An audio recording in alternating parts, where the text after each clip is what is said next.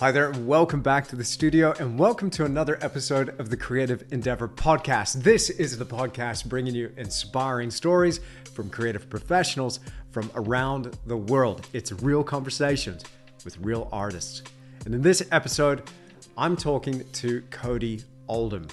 Now, let me tell you a little bit about Cody and how I first met Cody. When I first started my YouTube channel back in 2016, I put a bit of a call out there for, anybody that wanted some help or an edge or some professional art advice, I suppose. And so I was offering some one-on-one coaching, and I got this email from this 12-year-old boy who wanted to be a professional artist, just desperately wanted to be a pro. And when my wife read this message, she was so touched, and she shared that with me, and immediately I reached out to Cody.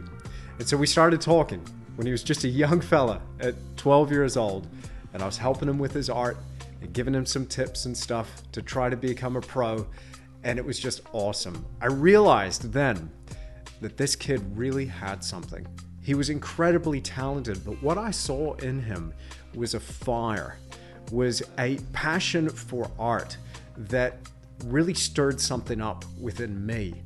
And it was just really inspiring talking to this kid. He was so serious about his art. He was so dedicated. He was all in at such a young age. And I knew then that Cody would be one to watch. Now, several years on, Cody's now 19 years old. He's had incredible solo shows. He's been working on commissioned work. His painting has just gone from strength to strength, selling work from a few $100s to now selling in the thousands. And when you look at his painting and the quality of his work, and then you see that it was done by somebody who was 19 years old, the maturity, the quality, the craftsmanship, it's just amazing. Now, I, for one, am just so inspired by this guy. I think he's still one to watch. He's gonna go so much further. We ain't seen nothing yet. Now, just a couple of quick things before we get into this podcast, which I'm really excited to bring you. Cody's family also does something else pretty cool and unusual. Not only are they a creative family and they've got this genius under their roof, but they also rehabilitate wild mountain lions. Now, in North America, you have these mountain lions, or puma, they could be called, or cougars. Sometimes they get caught in traps, or sometimes they might get injured on a fence, or maybe hit by a car. And there's a special few who rehabilitate these animals back to health. Now, of course, it requires all the usual licenses, and you got to have a few regulations that you've got to meet in order to do that. But for many years, Cody's family has done this and provided a valuable service to not only the habitat around them, but to these amazing creatures. And so there have been occasions when I've been talking to Cody where there's been a mountain lion who's being nursed back to health in the room, in a cage, of course, because it's a mountain lion. But it's just so cool what these guys are doing, and they're really doing something really amazing for these incredible creatures. So of course, Cody's not coming to us from his usual studio space. He had to set up a corner of the living room and work on his paintings there because his studio has been given to a cat who got its paw trapped in a trap. So fortunately, that cat sounds like it's going to make a full recovery. But he talks a little bit about his experience there. And you can imagine that when Cody's working on these wildlife paintings, it's a pretty inspiring thing to be so close to your subject. Now, here at this point in the conversation, we're actually seeing one of Cody's paintings in progress, and it's of a mountain lion, which is pretty cool. Now, Cody has very kindly offered to show us a glimpse of his process with not only stages throughout his paintings, but also some really cool key pieces over his career. And I'm going to be sharing that with my Academy students over on Patreon. If you want to join us there, you can join that from $5 a month. You'll find a link in the description down below. And of course, there's lots of cool extras that I share over at my online academy as well. Now, this conversation was such a blast. It was awesome having a chance to go and catch up with Cody again. Now, if you're not already following Cody on Instagram, make sure you do so. He can be found at Cody_Oldham_artist and on his website at CodyOldham.com. Now, without further ado, let's get into it. Here's Cody Oldham in the creative endeavor.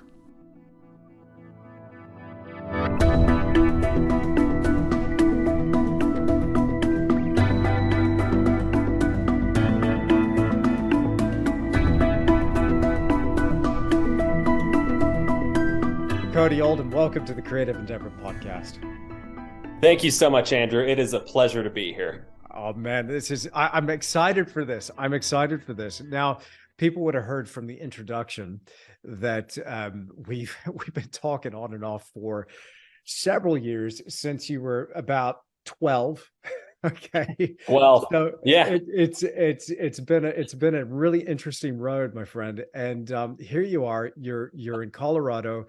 You're now 19, just turned 19. You're painting some killer stuff.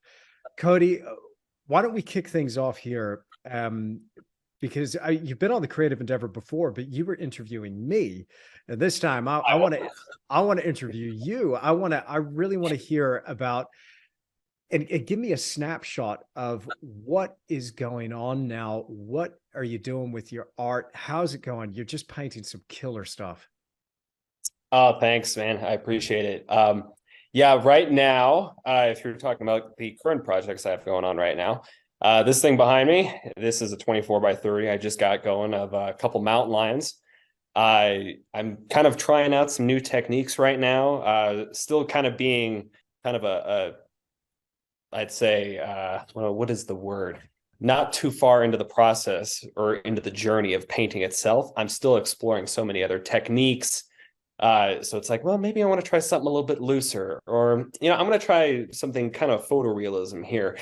And every project presents a new opportunity and a new challenge. And with this particular project, I'm kind of going in with like, okay, maybe I'll kind of skip the block in. Maybe I'll do one layer, but I'm going to do a color study first to make sure I get my colors right before I do that. And then after that, I got this big, ambitious piece of the Grand Canyon, which is another even bigger challenge because I don't usually paint desert scenes or anything like that. So really looking forward to that. But really, when it comes to planning out paintings, I try not to plan too far in advance or I get ahead of myself. So whenever I'll plan 2 paintings, that's about as far as I go, or I can just get ahead of myself because I like to focus on what I'm doing kind of in the here and now. But yeah, I just started this one today for those of you who are just listening. It's 24 by 30, 2 mountain lions kind of descending off of some rocks. But yeah, having a lot of fun with it right now. Every day is kind of a new challenge when it comes to new technique, new brushes, kind of new everything. So yeah. It's awesome. I've said before on the podcast and in some content, when you're green, you grow, when you're ripe, you rot. And this is just such an exciting time. I think as long as you got a brush in your hand, it's an exciting time because there's an opportunity. There's an opportunity to learn something new, right? But definitely, the mountain lion is something that's very special to you. I know that animal in particular. Now, is the mountain lion in the room? You were telling me before that you had one in a cage that you were rehabilitating. Well, as of right now, I'm not actually in that room anymore. The mountain lion kind of kicked me out of the room. I am now. Yeah, I was trying to work in there, but he was he was right behind me, trying to focus, but he was always kind of making noise, a lot of noise, kind of growling. He didn't really like that I was there all day. So I moved kind of my studio space into the kind of part of the living room in the house right now. And I'm just kind of painting up here until he moves outside after he's kind of back to health. But yeah, my dad kind of runs the whole mountain lion rehabilitation center, and he's rescued 2 wild mountain lions in like the past month and a half. One of them, I was along for the journey. The other mountain lion, my dad got a late call about it, and he went up to outside of Boulder to rescue him. We brought him back, and of course, since he's wasn't in very good shape, he couldn't be outside because we're at the tail end of winter here. So he had the only room, the only room available we could put the transport carrier was my studio space.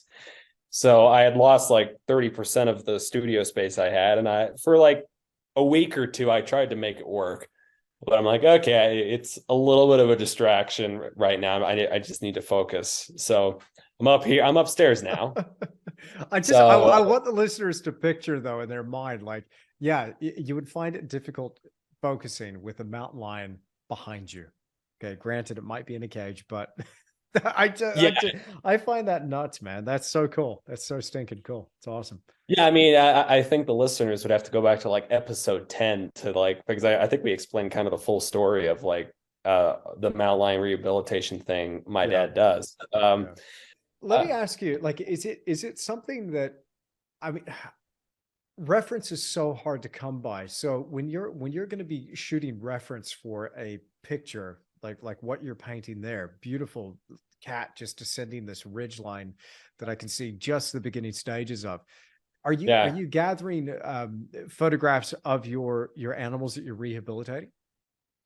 Well, to be honest, our mountain lions are not the most photogenic. They don't exactly like to pose. If they see you, they typically, they just sit there and with their ears down. And one of my artist friends, I asked him, like, I don't have any mountain lion references right now. Do you have something? Because he goes up to it's something, I think it's like Triple D or something, and we'll photograph these cats let out, and these cats are kind of trained to like run around, jump around on things, so you can get some really iconic images. So with this particular piece, unfortunately, it's not our cats because it's like like I said, they're not the most photogenic. They don't exactly pose and run around in the field. They don't like to do that. They kind of just go out, and if they see you coming, they'll just sit there with this kind of dirty look on their face. It's extraordinary. It certainly is a unique situation. And just to give people an idea, you live in Colorado, but you're pretty far off the beaten trail, aren't you? I mean, you're living pretty much rural, right? Or up in the hills. There's people everywhere you look. There's a house everywhere you look. There's roads everywhere. So it's definitely not the same as it was a while ago. So it was definitely out there a while ago, but now it's like, well, everyone kind of lives out here now. Yeah. But yeah, my dad has been working with mountain lions for like, what has it been, like 25 years, I think. That's cool. Yeah. He's been rehabilitating them. So I've grown up around mountain lions since day one. So I'm so used to it now that having like a little wild mountain lion in the studio with me, it's like, oh yeah, well, okay. So Cody, But, it's just such a blast getting to talk to you again. And I kind of, let's go back in time a little bit here, because here you are, you're 19 years old. You are one of the most, talented, driven people I've met, and just for your age as well. And again, man, I'm not patronizing. I'm insanely proud. It's just so cool to know you. But take me back to how this started, because even though you live at home, you got a very tight-knit family, beautiful family, but you are a full-time artist. And I know if you so chose, you could be out there doing it yourself. You choose to live at home. But how did this start for you? How did this full-time gig start for you? Take me back to the beginning of kind of a little bit of your upbringing, your story, and then how you became this just creative powerhouse, for lack of a better way of putting it. Because you're producing some knockout paintings. They're so competently well painted. They're beautifully done. Some really ambitious subjects as well that you handle very well. And now your work's sought after. You're selling your work. You're selling a lot of work. So give me the picture here, Cody. Take me back to when you first got an inkling of, hey man, I want to do this. This is cool. I want to be an artist. And then how'd you sort of start making those big first moves towards becoming full-time? Well, I'd say in the beginning it was something that kind of just happened and I just kind of went with it. It wasn't like, okay, well, I'm gonna be an artist now. It kind of just creeped in and then here I am. So it was like my whole family I live in a very artistic, creative family. So I've always been around it. I've always kind of, done drawing and stuff like that. But of course, when you're really little, you're not really, trying too hard. And then I was like 11-ish around there. I That's kind of when I started, like at the time my father had a gallery and I would just be in the back creating stuff. And this was like 2015, somewhere around there. And I'd say that's kind of when it started. I would just grab anything. And he was kind of doing more contemporary stuff. I always gravitated towards more representational landscapes, wildlife stuff like that. And I still have like my very first wildlife painting. It's kind of cringy, but I still have it. And then I started sculpting dinosaurs because I found James Gurney. And my whole younger life, I was so into dinosaurs. When I saw him, he was painting and sculpting dinosaurs. I got so inspired by what Gurney was doing. I started like doing these pretty good sized sculptures of dinosaurs. And I did that for probably 6 months or so. I think I was 12 at this point. And then when I was scrolling through YouTube and I saw one of your YouTube videos come up, and I think you had like 3 YouTube videos up when I first saw the first one. And I think that's kind of what spurred me into creating, representational wildlife landscape painting. So yeah, it was that was like late 2016, something like that. That's kind of the direction that drew me towards like, okay, representational wildlife landscape, oil painting, not acrylic, because I found that like, okay, I want to do oil painting. I like that better than acrylic. So, you know, every for kind of the first couple of years I just painted. I wasn't like, oh, should I how do I want to make money at this, or how am I going to turn this into a business? It was like, I just painted because I love to do it. And then I started working with a gallery in 2020. So I was working with this art center from like 2018 to 2020. In 2020, I started working with this gallery in Colorado Springs, and I've been working with them since recently. And I've also been working with a local artist here in just outside of Colorado Springs, Dustin Van Wetchel. And that's been like nice because we've done like weekly studio sessions. So I'll go to his studio, get set up, and just do a painting there. And I think working with one-on-one with an artist has really helped kind of expand my horizons as an artist. And I've learned so many crazy things that like since I first started till recently, I wouldn't even think to do in my pieces. I'd say since then, it's been like just a constant and never-ending improvement, and always pushing myself to go a little outside of my comfort zone. So like, well, maybe I want to try that gallery out, maybe a little out of my league, but I'm going to go for it anyway. So kind of being in this business has taught me to be very ambitious and, go for, take any opportunity, no matter how uncomfortable you feel about it, just go into it. And if it doesn't work, it doesn't work. And I've barely touched the iceberg with where I am now, because every day it's like, I'm always looking at another artist's work. I flip the pages in some of my art books. I'm like, ooh, I like the way that artist did it. Maybe I'll try that. Get to the end of the day, well, that didn't work so well, but maybe I'll try something else tomorrow. Maybe I'll try that again tomorrow. I should always be pushing to improve.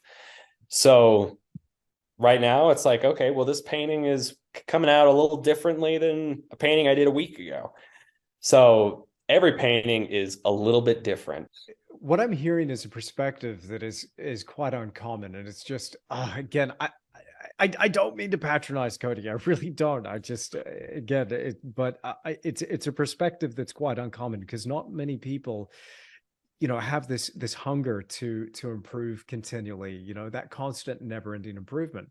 When I first heard Tony Robbins say that, it's something that I was like, oh, I get that. I could do that.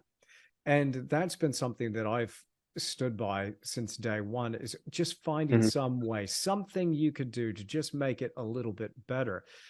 but it's uncommon. And one thing that you find is that when you get into that mindset, you do continually grow, you continue to experiment, you continue to adapt, move, and change. Art's an exploration, isn't it? And so Yeah. this is something I really see you doing. I mean, you're making leaps and bounds in your work. The quality is just, it's gone from strength to strength. I remember saying, and looking at your work way back when, and just saying to Rachel, just like, good night, have a look at this, have a look at this still life with this bison skull, just come check this out, and just being just knockout paintings.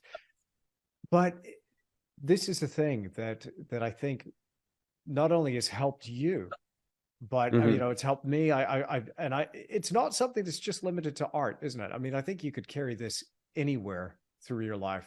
Constant, never-ending improvement, right? Oh yeah. Yeah. I mean, it kind of implies every aspect of my life. It has motivated me, disciplined me, because I see it as like, it's, art is serious play. Oh, I like that. Yeah, I've kind of lived by that, because it's you're trying to be serious. You want to take it seriously. It is a business, but you're also trying to have fun with it. If you're not enjoying it, it's like, why are you doing it? So I've always I'd say early on, I just did it. I didn't even think, do I want to do something else? And I'd say recently I'm like, okay, why do I enjoy doing this? What really excites me about it? I think, oh, why would something else excite me? Like, does snowboarding excite me? Does being a barber excite me? No, not really. And it was always like, I can't really put my finger on. It's like, this is exactly why I enjoy painting. It's just something that I've been drawn to, and that I do every day with a lot of with just constant excitement. And yes, some days I'll come up to the easel. I'm like, well, don't really want to do this today, but I'll get into it. And when I turn the music on or podcast or whatever, half hour later, hour, I'm totally into it. I get into the routine of like, okay, if I'm not going off running errands or got a show or something like that, I'm here painting. So it is rare where it's like, I just don't feel like painting today, because I've just trained my mind where it's like, okay, if I know I can be in the studio, I'm going to be in the studio. And it's weird how it's like, it is the past couple of days working up here. I've like completely lost track of time. Yesterday, or it was the day before, I think I had the longest day working behind the easel. And I guess for some reason, being in a different studio space has like given me kind of a new clarity. Like I'm all of a sudden way more productive, because the studio space I was in, I've been in there since I started. Like our very first Zoom call in 2016, that's where I was. And I just came up here recently. So every piece I've ever done has been in that room. So like the other day I started at like, I think it was like 8:15 in the morning. I went straight into like 5 p.m. And I'd say for every artist, it's a little different. But for me, it's like, 9 hours is a long day for me. A normal day for me is usually like 6 hours, something like that. 6-7 hours is a normal day for me. Depending on the project. Like this project, it's got me thinking. Like I wake up in the morning, I'm thinking about it. I'm thinking about it every minute during the morning until I pull up to the easel. And some projects are like, okay, yeah, I'm painting a bison, and then my mind is completely somewhere else the whole time while I'm doing it. But I'd say if I'm thinking about it a lot, that means I'd say, okay, I'm onto something.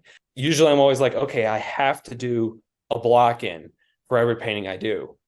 But then it's like, well, every time I get to the end of the block in phase of the painting, I kind of wish it was done. So it's like, well, what if I skip the block and I just do a study to make sure my colors are accurate? And I go into the final painting, match the colors to my study to make sure my colors are right, and just kind of do a one layer top to bottom, kind of like what Mark Majori does, where it's kind of a thinner layer of paint with texture here and there, but it's mostly one layer of paint. Every day it's a brand new challenge. Every day, every time I pull up to the easel, it's like, how do I want to mix the color? How do I want to apply the paint? Do I want to use a Tisch dagger, or do I want to use just a filbert? Of course. So No, the Tisch dagger, of course. Well, I just got myself back into using that brush. I've had several in there that I haven't used, that I bought, have never used. I'm like, okay, I'm going to use these, and I'll tell you, they're transforming my paintings. It's like painting grass. It's now kind of fun now because that's just the brush. You like all these textured marks, the grass, rocks. It's like, That's cool, right? Yeah, yeah. yeah, I've been using just like flats for the past couple of years. And I'm like, okay, what if I use a dagger here? What if I use a filbert? It's like, oh, I like the marks I'm getting here. And I found myself not even using a flat now. I do every once, I do for the bigger, blockier shapes, but now it's like I'm using all kinds of different brushes now, which is opening me up to making all kinds of fun new marks. Like today, I was using this, just a Oh, yeah, yeah, choppy yeah. old brush. Yeah. Yesterday, I'm like, I drew this thing up yesterday. I'm like, okay, how do I want to paint that grass so it looks textured, but I'm not, getting out of hand with the thick paint and palette knife. So I went down into a drawer. I'm like, that'll work. I'll chop it up. That'll work. It's just for the people that are listening to the audio version of this. Cody's holding up a trimmed fan brush. It looks like it's just been beaten to heck Oh yeah, and trimmed yeah. around all with you're mean to your brushes, sir. No, that's but I do that trick. I love that trick too. It Oh gives yeah, such an interesting mark, doesn't it? it does. Yeah, and I'd say as much fun as I have caking on the paint with the palette knife and stuff. At the end of the day, I'm like, great. Why did I just do that? And I end up having to scrape it all off. And I've had more Oh, days than I've had so many of those days. So it's like I got this little piece that I started experimenting on, oh, just that's based beautiful. on my based on my trip to Glacier last fall. And it's like, okay, I'm just gonna kind of treat this as an experimental piece here. And it's like I don't think I've ever learned so much from a little study piece. And I'm not even done with it yet. Um, but I'm like, yeah, I started doing all kinds of stuff with textured brushes, but still keeping it kind of controlled, keeping the paint under control. And I'm like, oh, that's how I can paint this stuff with this mountain lion painting, because this is the second time I've done this, Wow. because it drives my dad crazy, by the way. Because I'll get into a project, and if something really isn't working, I'm like, okay, you know what? I'm just going to start over. This is ridiculous. And Right. I do it more than I should, but I'm finding that if I do a study, I don't run into that problem. So I don't have a ton of patience when it comes to the preliminary work leading up to a painting. It's like, I just want to get into the painting. So I did this little 12 by 16 study, Oh yeah. just knocked it out in a day. I can grab it so you can get a better idea of what's Yeah, happening. yeah, let's have a closer look. And again, just for the people listening to the audio version, we're just getting a glimpse now. Uh, Cody's grabbing this study off his Pashad box, and it's a mountain lion descending some rocks here. Beautiful. Oh, gorgeous. Yeah. And so your preliminary work, I mean, this really does allow you to know that road ahead, right? And Oh yeah, so the painting that you're doing is with hindsight. But listen, man, look, me too. When I want to yeah, rush into the final painting all the time, and every time I do that, I swear, I kid you not, every time I do that, I always regret it because I'm like, oh, I could have done this or I could have done oh that, yeah, or this just isn't working. But you work out those bugs a little, you know, and then and yeah, then it gets much easier when you go to work on the bigger piece. yeah. That was still wet. Cody, I love the way you look at things, brother. I really do, because you've got this positivity and this enthusiasm for your craft that just comes through when you talk about it, when you describe it. And I appreciate that so much. Like, dude, I'm telling you right now, you fire me up about painting because you're eating up with this. I mean, even if you have to scrape something off the canvas, I mean, what is that? I mean, you could beat yourself up about it, but just hearing you talk about it there, you don't. You're just like, no, it's about the painting. Cody, man, I gotta say, I love the way you look at things. You mentioned a couple of things there as well that I wanna come back to, but you've got this positivity and this enthusiasm for your craft that it fires me up about painting too. And it's interesting to hear you say, like, when you run into that wall of wanting to scrape the painting off, right, and get rid of it, and just like, oh, just start again. You don't seem to be looking at that in a way where you're beating yourself up about it. I would beat myself up about that, and I have before. I'd like to think I'd handle Yeah, it a little better now, but it's just like, oh, no, no, no, no, it's all good. We'll just start again. but it's about Pretty the much. painting, isn't it? Yeah, that's so cool, man. That's I so mean, cool. it's funny. I remember the very first time I did that, where it was a big painting of the Grand Tetons, and I didn't know much about the acrylic to oil paint ratio. So you could put oil over acrylic, Mm-hmm. but this was a recycled canvas. So there was, I think it was acrylic oil, and then I went over the oil with acrylic gesso, and I did not know at the time, and this was probably like late 2020, I want to say. And so I didn't know that when there's oil, you can't put acrylic over the top of that. So I started work on this Grand Teton piece, and I can't remember how I discovered it, but I was doing something with the palette knife, and my palette knife dug right into the gesso layer, and I just popped the gesso layer off in one place. You could see the painting I went over, and I'm like, oh, I'd say everyone else was like, kind of felt pretty bad for me. Like my whole family felt really bad for me, and I'm like, well, why don't I just do it again?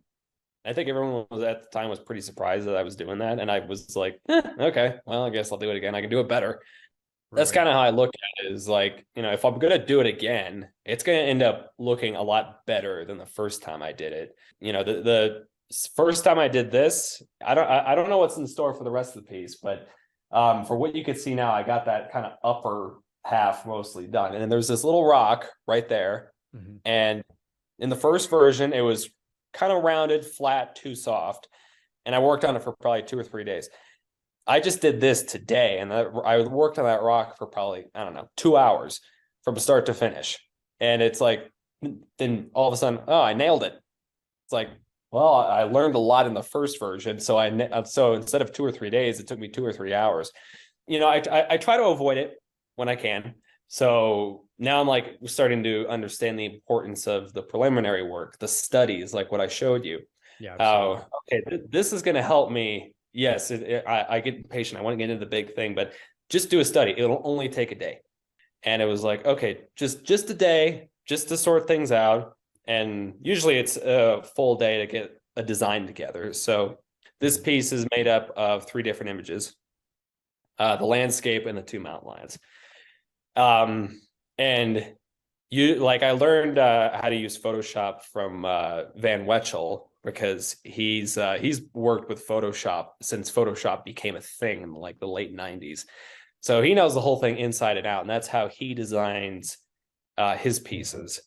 And for the listeners who don't know who he is, go check out Dustin Van Wetchel, really amazing wildlife painter. We'll link to him And in the show notes as well. Yeah. Shout awesome. out to Dustin. Yeah. Yeah, he's been a great mentor of mine over the past couple of years, and he's really taught me a lot about design and composition in a piece. Like all these things where it's like I never really thought like, okay, don't have like a big no is having a line exit the corner of in a piece, and I would do that beforehand, and I wouldn't even think about it. So it's like, okay, if any line is coming in, change its trajectory to the side or down. Don't have it go into that corner. So now, before that, I was like, I would design something and not really think about composition. But now it's like I evaluate the composition everywhere. So it's like, okay, I don't want this line running down the middle. I need it slightly off center. Okay, the main focal point kind of in the middle, but 60-70% of it is on the right. So I'm good there. So that has really helped me put my designs together. So I'll have a bunch of photos laid out, and I'll it's kind of a cut and paste thing, but get on Photoshop, and I'll do a Photoshop thumbnail, and it's just something thrown together. And this was one I did on the road. I was heading over to Scottsdale to see Mark Majori's show last month. Oh, cool. And How was that, man? it was freaking awesome. Yeah, I've never been to Scottsdale, and it being winter, like in mid-March, it's still winter here. Mm-hmm. You go to Scottsdale, you go there, it's like 70 degrees. It's amazing. You get a break from winter. So I had an awesome time down there. I met Dustin at the show. We had a great time there. I met Mark, which he's a really cool guy, and it was a multiple day trip. And usually with these trips I take, it's my dad and I. We kind of travel all over the place. So going through Santa Fe to drop some work off at a gallery, and just in the hotel room, and I'm like, okay, I need to do a mountain line. What could I do here? And I just break out my laptop, and I'm like, two mountain lines. That's unique. Two mountain lions kind of interacting with their environment. Okay, and I literally threw the whole thing together in like 5 minutes. And it still needed a little bit of work. So when I got back, I just kind of tweaked it a bit. So it's like originally the mountain lion was not up on that little knoll. He was directly behind him. So that's really the only thing I changed. So yeah, design, kind of looping back around, a design can take, about a day for me, depending on how complex it is, but it's usually a day of designing. And now the importance of studies, a day for the color study, and then a day to kind of get the linen ready, get it drawn up, toned, all that. So it's kind of like 3 full days until I can get into the painting, which in the grand scheme of things isn't that much time at all. I'm constantly changing with what I'm doing here. So it's like I'll go through this period of time where it's like, okay, all I want to do is 48 by 60s. And then, paint all those paintings come out great. And then it'll kind of just stop. It's like, okay, why are these big paintings not working? And then I'll do the same thing on like an 18 by 24, and I knock it out quickly and it comes out great. So at this stage, I'm still kind of in the beginning stages of where you'd say in my art career, but compared to like a lot of these other big names who've been at it for 50 years. So, I'm still like really early on in the process. So I'm constantly shifting to one thing or the other, different sizes, different subject matter. So, like I said, I think earlier on that I'll be doing this big scene of the Grand Canyon. I've never painted desert scene, Grand Canyon before, but I've done a study for it, and I'm glad I did the study, or the final painting. If I just went into that, it would have been a disaster. Having a really solid design to work from and a good color study to work from, I've found that's like it helps tremendously with the final painting. That it goes much more smoothly. You have more fun with it, but doing the color study helps kind of work all that stuff out. And if I'm struggling with a color, I put my study right next to my palette, and I'll just try to, kind of get a color close. So if it's like a rock, okay, that's a tricky color. I got to try to match it to what I did in the color study. And most of the time I'll have the colors close to what the study represents, but it's like, that needs to be a little bit brighter. This needs to be a bit punchier. Mm-hmm. So, that works out, 95% of the problems.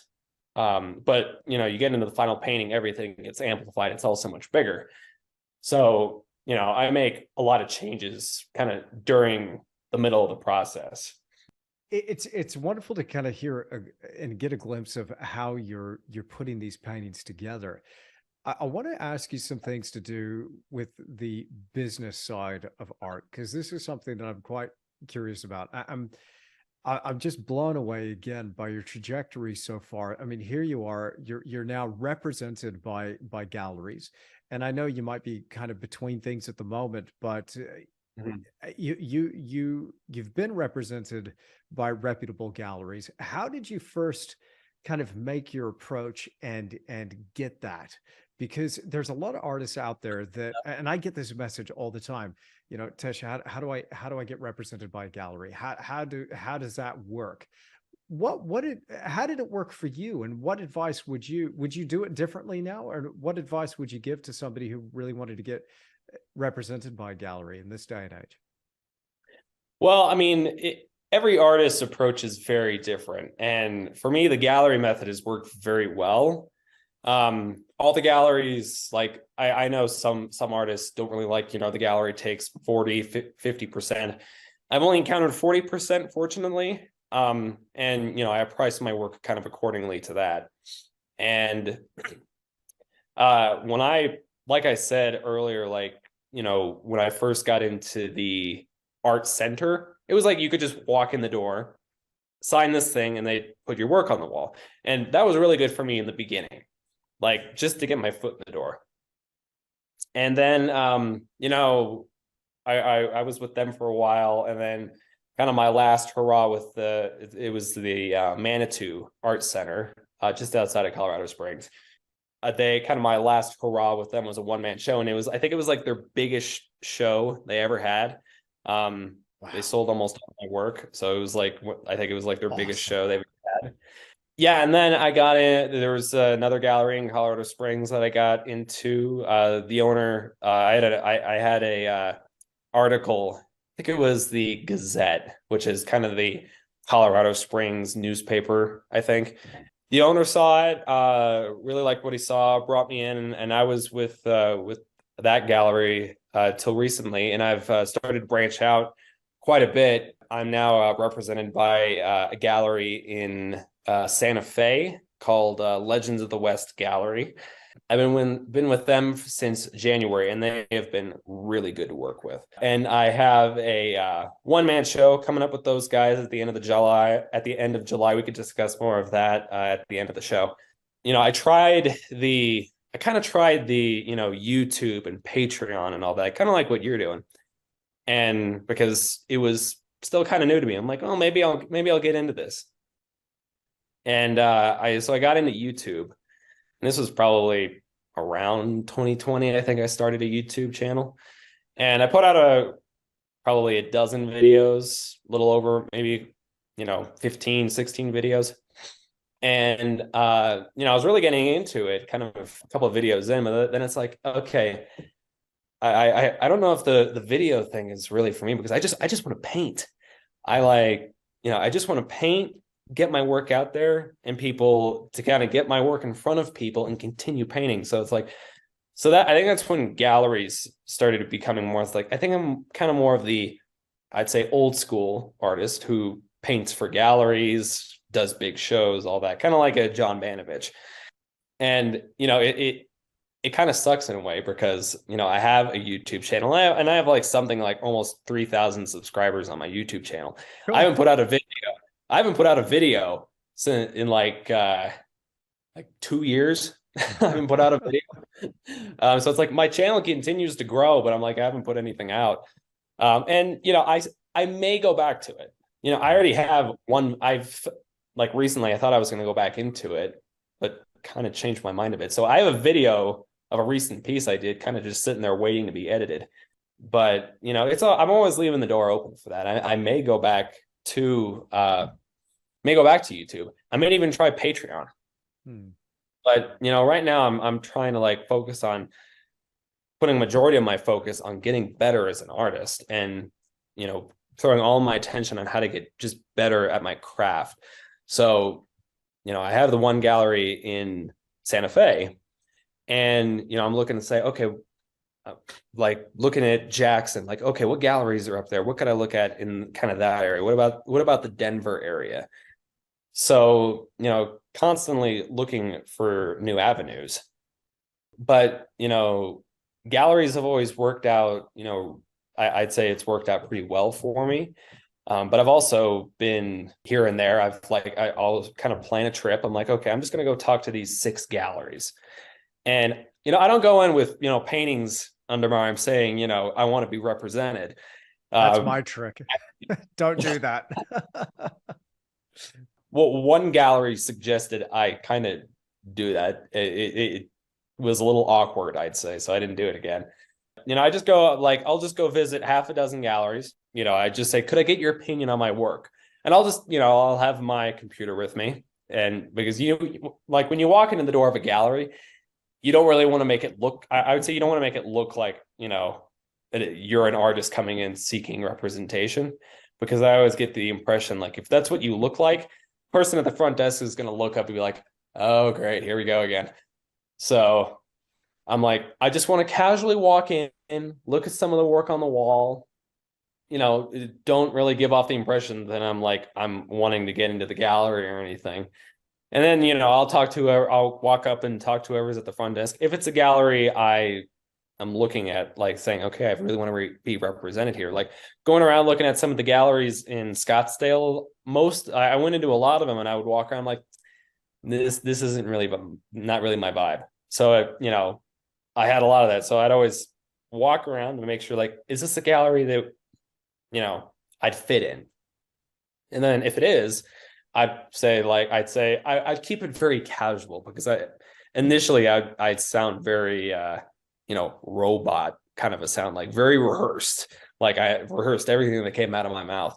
So now it's like, okay, I need to sound more relaxed. Like I'm just kind of casually bringing it up. So like, I'm just a young artist from Colorado. My name's Cody, kind of a thing. Just keeping it super casual. Could I get your opinion on some of my work? So it's like, I think it's different when you say, could I get your opinion versus could you take a look at some of my work? So, and I'd say half the time it's like, no, not at this time. No. It's like, okay, thank you.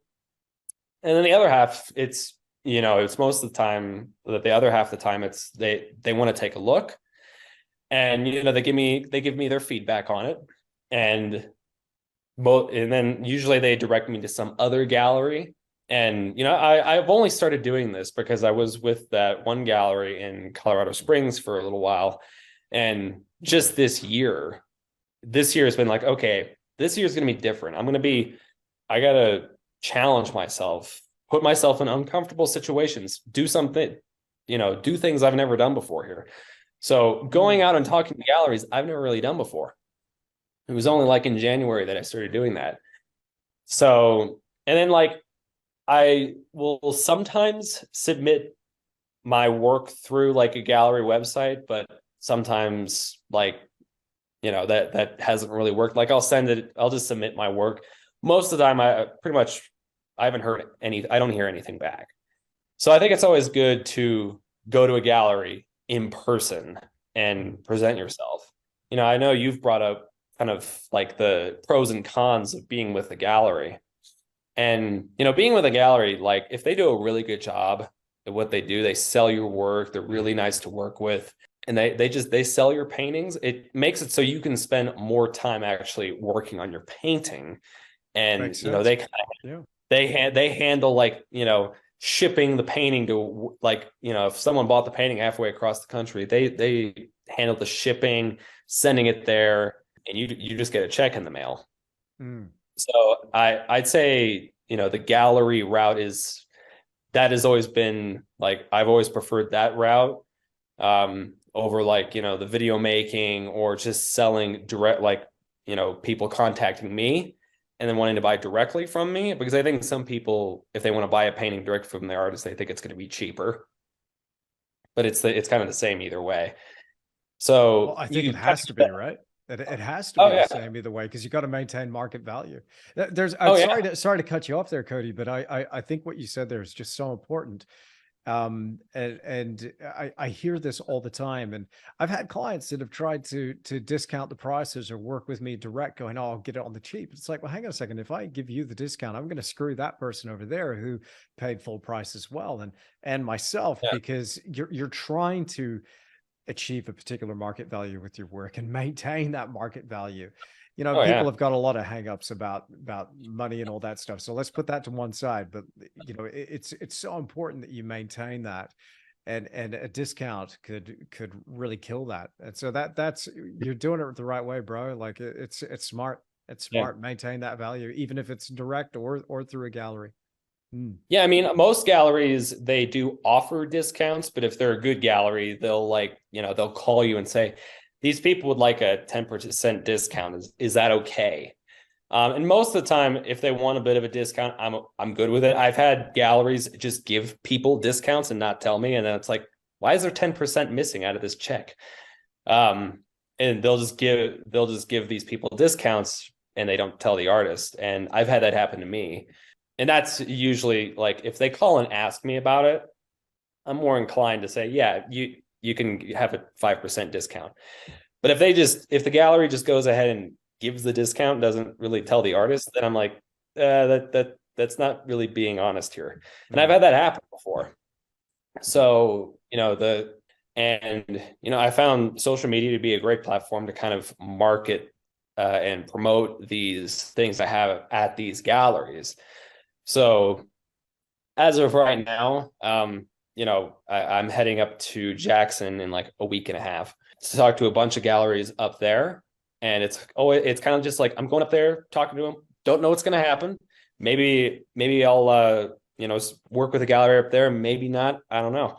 But I'm kind of open to all avenues here.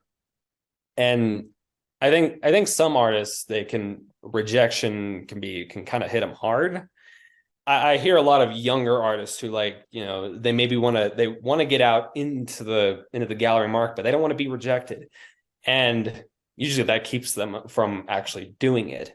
So, going out there and kind of just getting used to it, because, in life, you're going to get rejected. And, I've literally visited almost every gallery in downtown Scottsdale. It was either I got a no before they didn't even look at my work. I would just ask them, could I get your opinion on my work? And they're like, no, not right now. Or you go into galleries and they're willing to look at your work, but they're like, oh, well, maybe go over here. Maybe they'd like to show your work. So I went through all of downtown Scottsdale. And that just, if anything, it's just a big learning experience, because it's like you learn to be more resilient. Not every gallery is going to take your work. So even for me, it's like, I'm intimidated sometimes to go into these other galleries, like these bigger name galleries. It's like, okay, these guys might be a little out of my league, but what's it hurt trying? They're probably, nothing's going to happen, but there's no hurt in trying. But I don't even really call it rejection, because it's more of just like, if they say, no, we don't want to represent you, it's like, okay, then you probably think you wouldn't be able to sell my work. And, both of us wouldn't want that. So, you want to go into a gallery where, they're confident they could sell your work, and, they're good to work with. And, you both respect each other in the business relationship. But, just for me, it's like the gallery method has worked very well. It makes it so I don't have to deal with all kind of the nitty stuff on the side, where it's like, okay, great, I got to spend half the day in front of the computer. It's like, okay, from sun up to sundown, I can be behind the easel. Giving the gallery 40%, it's like, well, I think they deserve it based on like all the other stuff they do just to get, the work sold. I think it's well worth it. So I'd say initially it was kind of hard. It was like 40%, that's a lot. But now I look at it as, well, I think with how much they do to, promote it, sell it, ship it to wherever in the world. Yeah, it's a service, right? They're providing a service for a fee. Yeah. Right. Yeah, definitely. So, to any young artist who wants to kind of get out into the art world, going to like, smaller galleries, if you're kind of starting, or like the arts center I mentioned, just a way to get your foot in the door, because that's how you kind of get notoriety, you get recognized, and then it'll kind of take you from there. So I might still do video stuff on the side, and maybe at some point in the future it could blow up to be a bigger thing. But as for right now, it's like, okay, galleries, I really want to make this gallery thing work, because I see the value, I see all the value in it, and I see what it can do for me. So I'm going to run with that for a little while and see where it goes. And maybe in the next couple of years, maybe I'll start up YouTube again. Maybe I'll start Patreon. Well, like, right now nothing is a guarantee. So well, let me ask you. Let me ask you about that, because we're at a very interesting time right now. Being, as of recording this call, it's early in 2023, and the world is a very interesting place. There's all kinds of geopolitical stuff going on that we don't need to get into. Just turn on the news, what's going on. And there's some economic stuff that's happening. Now, I know from the past that anytime you get a little bit of a wobble in the market or the economy, this has a flow-on effect. Does that concern you? Do you factor that into your thinking? Again, just going back to, you're a positive guy, you're incredibly driven, but we can't deny that there is stuff that's going on that's beyond our control. How are you going to brace yourself against some of the stuff that could affect that sector? Have you thought about this? Well, I'd say even right now that's happening to me, because kind of since I started being in galleries have sold my work, it's been kind of consistent for me. And as of like 6 months ago, I think I've really felt that kind of wobble. I'd say from last fall to now, it's been pretty low in the art market. So you kind of predict that, that's going to happen. So, you have a big show, you sell everything, and you kind of have prepare for those down times, because as an artist, that's going to happen. You're going to have a period of the year where you sell, 6 paintings a month. And then you'll go a period of time where you go 6 months and not sell a single painting. And that's kind of the reality of being an artist. So I've kind of been waiting for that to happen. Recently it's like we've not had really a dip like this in recent years. And, like you said, like kind of last time, as far as I know, kind of something like that happened was like in 2008, but I was, what was I, like 4? So Wow. Well, that one got me. I wasn't even aware it was happening. I was too little to understand it. So, it's kind of the first time in my lifetime where I've been aware of it. And I've kind of been waiting for it to happen. And I think it's kind of here now. So I'm like, okay, I'm not going to freak out about it. I've been kind of planning on this happening, where things take a big dip. So what I'm going to do now is I'm going to focus on creating the best work I can do. Maybe get a show ready, kind of get some things planned, work towards those things. Don't worry about trying to sell paintings right now, because, when you do really good work, the business will follow. I have that show coming up in July. It's okay. I don't need to sell a painting between now and then. I just need to focus on that show. And if I do, great. So right now I'm like, okay, I'm just gonna hang tight. I was kind of preparing for this. So I'm just gonna do the best work I can do right now. And quality. Then once focus on quality. Exactly. So, when I have half a dozen paintings and that comes back up, I'll kind of have kind of a new line of stuff to present to the public once that kind of comes back up. And, right now it's kind of hard to say when that'll be. Let me throw something in the mix there, Cody. Sorry, but let me throw something in the mix, because you've mentioned something there that's so vitally important. You're controlling the things that you can control. You're not worried about this stuff going on outside, but you're focused on the thing that you've got right now under your direct control.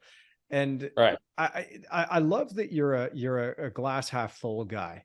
That you're looking at this from an optimistic point of view, because there's a lot of people saying, this is it. This is the crash. It's never coming back. It's going to go down the tubes. But here you're like, no, this is what happens. I was planning on this. I was predicting this. This is just going to happen. And so it'll dip here and then it'll come on back up again. I do also, because I was there and I was aware, the whole thing happening in 2008 and the whole flow-on effect for us in Western Australia, it didn't really hit real hard until a few years later. With a resource downturn, and I've spoken about that. But the thing is that at that time people were saying it's never coming back. People were like, "This is it. This is the crash. It's going down. It's not coming back." Yeah. And it's just interesting to reflect on that now. Now, look, none of us have a crystal ball. I have no idea what's happening now. I think there is going to be some sort of reset. They're calling it great. Okay, if you know what I'm talking about, congrats. But if you don't, maybe look into it a little bit. What is the fallout from that thing going to be? And I do think, though, just from my perspective, I'd love to get your take on this, but anticipating change is absolutely vital for surviving, as an art business, as a business person, an artist, a creator, a professional, anticipating that change. You do have to kind of predict a little bit. It's gonna change. Yeah. Do you know what the change is going to be? Well, maybe not, but one way that I've found that I've been able to weather multiple storms now is through diversification. Now, what does that mean? That means that for every single painting you do, for me, if I'm going to do a painting, my question is, how many times can I be paid for this painting? Well, in one sense, when you make that painting, you're thinking to yourself, well, I sell the painting. Okay, I make my money once. Okay, what if you do prints? Now you make your money twice. And then Yeah. well, as soon as you go online, you're like, oh, what if I have online content that comes off the back of that painting? Well, now you're making money 3 times, but that online thing, you can, if you're clever, you can multiply that. And I'm not saying I'm clever, by the way. I think even a blind hog finds a truffle once in a while. But I stumbled across something there with my work that I found, oh, diversification's key. So when the change happens and it wipes out a sector, or it wipes out an industry, or it really shakes things up, if you still have something to stabilize, and so Cody, diversification for you, I mean, it might look a little bit different. It might be that you're not exhibiting just in Santa Fe or just in Scottsdale or just in Denver. It's actually all three of those or multiples. Oh yeah, That's diversification in a way too, isn't it? definitely. Yeah. And that's kind of where I'm heading with it. And, prints, I think that's very likely to start happening pretty soon. But, I've had a lot of people ask me about prints, and that's something that I'm going to do, but it hasn't felt like the right time to do it yet based on where my work is. But the one thing I'm focusing on is, I need to stretch kind of all over the place here, because I'm like being in one place. It's like if anything happens to that gallery, boom, gone. If I have like 4 different galleries in that, stretched across, Colorado, Wyoming, Arizona, then it changes things. Like being diverse with how I present my work is very crucial, because like if something happens to one gallery, it's like, okay, well, I still have these other 3 galleries. I'm okay. I didn't just lose everything. And I think over the past couple of years, up until recently, when I was just with one gallery, that was kind of a concern of mine, because if anything happens to this gallery, what am I going to do? And recently I've realized the importance of diversity with how I'm going to, display my work. Where am I going to display it? What's the best places to display my work? Because I wanted to go into some very modern contemporary gallery. That's probably not going to be the place for me. As young artists, I think going all over the map and diversifying where you put your work is very, very crucial, because, it gets your foot in the door in so many places, and you start to get a lot of eyes on your work all over the place. If you're kind of in my position, or a young artist just starting out, like I said, starting in one place just to get your foot in the door. But while you're doing that, go to several other places in different states, kind of do whatever it takes to go to all these other places. And, to kind of get more people to see your work. And, initially, like I said, you'll get probably a lot of rejection, but, as you keep improving, you'll start to encounter less and less of that. So, well, let me ask you about that, because that's something that's so important, I feel, and I get asked about this a ton. You're a confident guy, Cody, and I'd say that it almost sounds like it comes naturally. But for a lot of people that email me and a lot of messages that I get, a lot of people just have trouble making that first approach to begin with. It's like just to go to a gallery and face the thought of, no, thank you, not right now. That's mortifying for a lot of people. oh yeah, How would you, because to you, like I'm just hearing you before, it's like, no big deal. Next, I'd like to think that I've been able to do that in recent years. But when I first started out, I was a shy guy. I was terrified. And then when I was rejected, it pissed me off, and I got hurt and bent out of shape about it. But how do you do that? How do you cultivate this confidence that you have? Is that something that you just have naturally, or do you think it's something that somebody could acquire as a skill, maybe work on and develop? What would you say to that, to just helping somebody just to make that initial approach to begin with, and not be afraid to hear the no's? I'd say for me, it's always been like I feel like of what I can remember to kind of approaching galleries, or like I said, I mean, approaching galleries. I haven't been doing it for that long, but any other thing related to promoting yourself and getting out there can be scary for a lot of people. And for me, I don't think I've really had like fear of it. It's always, for me, it's kind of come naturally. Like I don't really remember a time where I was kind of like I was kind of scared to do it, or like I kind of feared, well, what if I hear no? Like it's of what I can remember kind of in recent years of kind of promoting myself, my experiences with galleries, it's kind of always come naturally to me. But for a lot of people, a lot of artists who, maybe are a little unsure about approaching a gallery, all I can really say is like, if you know that's what you want to do, you just do it. And like I said, initially it'll be scary. And you don't go into your very first gallery kind of, maybe you don't intend on getting into that gallery, and maybe, yeah, you're shaking in your boots, but like you're gonna start building up that confidence. So, a dozen galleries later, you're feeling pretty good about it, even though you've heard a dozen no's. You've built up that confidence to keep pursuing it. If you've gone into 12 galleries and something hasn't happened, maybe like kind of look back at your work and kind of evaluate what you're doing. But, after quite a few galleries, you're going to start building up that confidence. So nothing fancy. Just do it. Just get out there and just do it.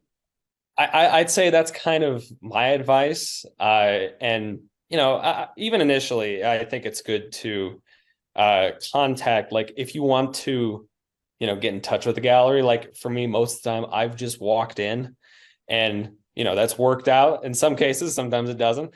But I think it's in the beginning, it's a good idea to, send these galleries a, very well thought out email.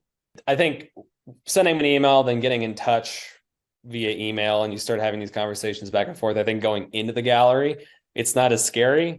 It's just a matter of getting in there and building that confidence.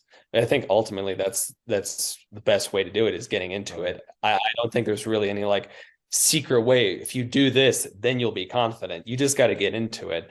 And that's how you build a confidence. So, Cody, this is such an exciting journey that you're on. I've just been amazed watching you from when you were starting out, when we first started talking when you were 12, to Yeah. where you are now as a 19-year-old, just an incredibly talented guy. Your work ethic, your drive, you inspire me, dude. So what's next for you? What are some of the things you're really excited about? Where are you going with your work? What's on the horizon?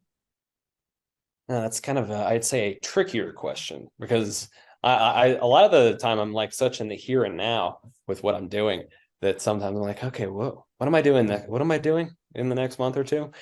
But yeah, no, I still like put bigger goals on the horizon. So, you know, I have more lengthy goals that I'm working towards, that I like in terms of big shows and everything. So as for like painting, it's like, I really want to take it a step further here. And I know it's like, it's just there. It's like, because every couple of years, I kind of take this step with my work, and it's like, oh, I could just see it. What's the next big step for me? Because usually it's like, it's kind of a painting that kind of just happens. It's like, oh, this is it. So maybe who knows, this could be the painting. But it's kind of trying to find a rhythm with my work, because right now maybe it still seems a little clunky with my process. Like I don't really have a process where it's like I pull up to the easel and I kind of know how I'm going to paint this tree or how I'm going to paint that rock. It still feels a little undefined, a little clunky with how I approach it. So, I'm really working hard towards finding a rhythm in my workflow. And I think that's like the biggest thing I'm pushing for right now is, I mean, it maybe seem kind of small on the outside, but every time it's like, okay, how can I approach this where it's going to go smoothly? I'm not going to be so unsure about it. I'm not going to be like, is this going to work? Isn't it? I just go into it. I'm like, yeah, I can tackle that tree. No problem. Like using that as an example. So trying to find a smooth rhythm in my workflow is a big one for me right now. And like I said, it kind of seems smaller, not a very big goal on the outside, but it is really like the main thing I'm working towards right now. And then, like, of course, every piece I do, creating the best work I can right now to go into galleries. And I think right now, because I know I'm going to go talk to all these new galleries. It's like, okay, I really got to blow their socks off here. So I got to do the best I can do, the best I'm capable of doing. And that is really motivating me to not be kind of in the marsh with it, just like barely moving along. It's like as soon as I have like, a show or a reason that I need to create really good work, I snap right into it. Brilliant. So, so I have that one-man show coming up, and that's like, okay, I know kind of a theme for what I need to do for that. And I know how much time I have, which granted isn't a ton of time. And I know how I need to get it done. So that kind of kicks me into high gear. And it's kind of, and also having fun with the process, like going out and talking to all these galleries and hearing, you get rejected or you get accepted. You just have fun. I just try to have fun with the whole process. Enjoy it. Yeah, for sure. Yeah, exactly. And as for right now, I'd say those kind of two big things are the things I'm really working hard towards. Awesome. And after that, it's like, well, we'll kind of see what happens after that. But I'm still early in the journey here. And I don't want to spread myself too thin and try to focus on 1,000 different things at the same time, because if you focus on too many things at the same time, each one of those things might be done kind of average, mediocre. So I try to focus on no more than 2 to 3 things, so I can really put as much focus on those things as possible, so I can do as good of a job as I can with it. So yeah, it's at this stage, I'm just trying to find a really smooth workflow where I come into the studio, I feel fresh, and I know when I pull up to the easel, this is how I'm going to approach this painting. This is how I'm going to tackle it. And there isn't as much uncertainty. So I'm trying to kind of eliminate all the uncertainty that I've kind of dealt with whenever I come up to the easel, because I always have well, what if I approach it like this? What if I approach it like that? What if it's a lot of what ifs. I'd say a little too many what ifs. And then I can kind of drive myself crazy with it. So trying to be more just, and that's kind of also where confidence comes in, is just going into it and, seeing what happens. So I'm kind of guy who just dives right in and I'll see what happens.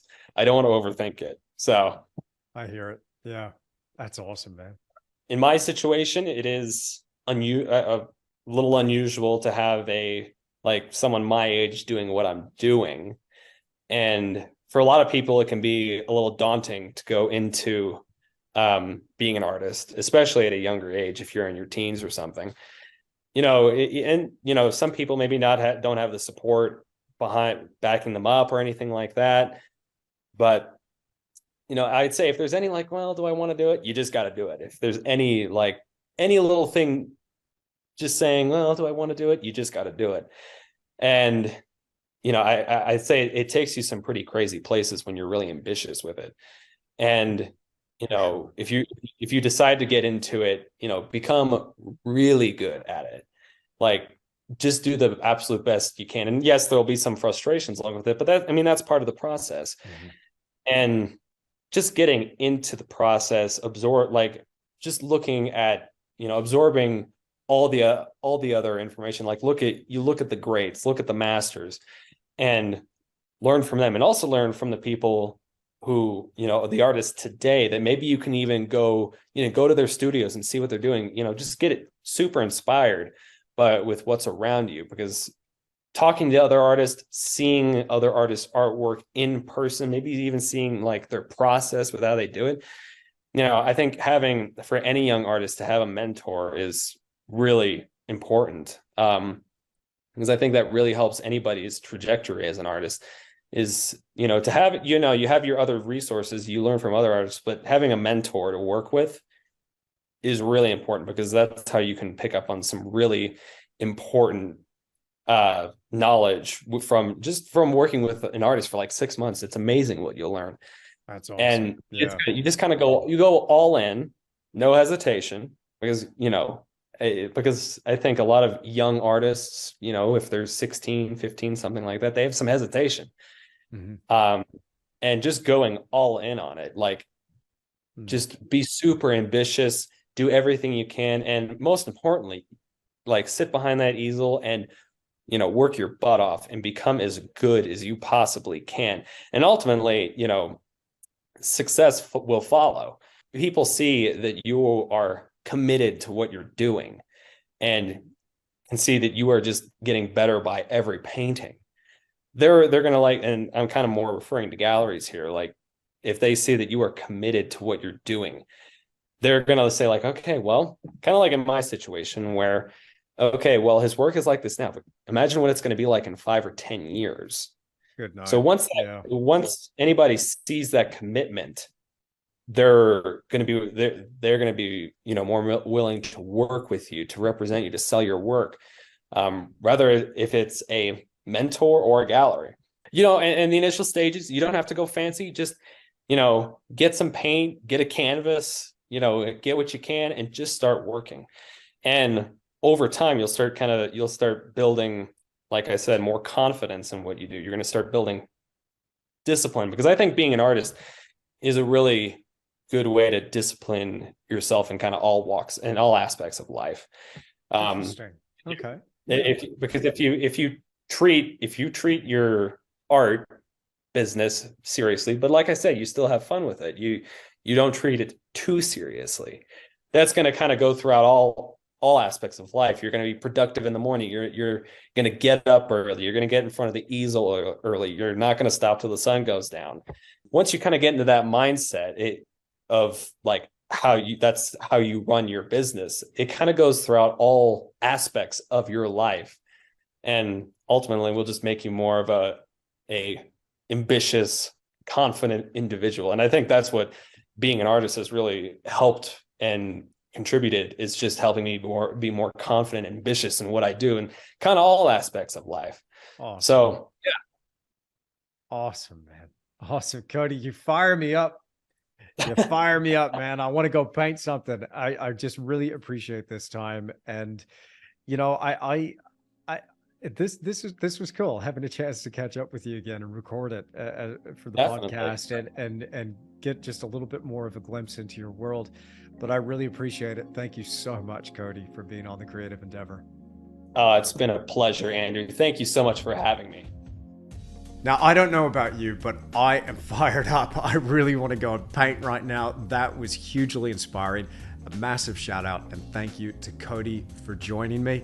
Now, if you want to see some more images of Cody's work and a little bit more of an in-depth look at his process, then I've shared some images with my online academy. You can find that by clicking the link in the description down below.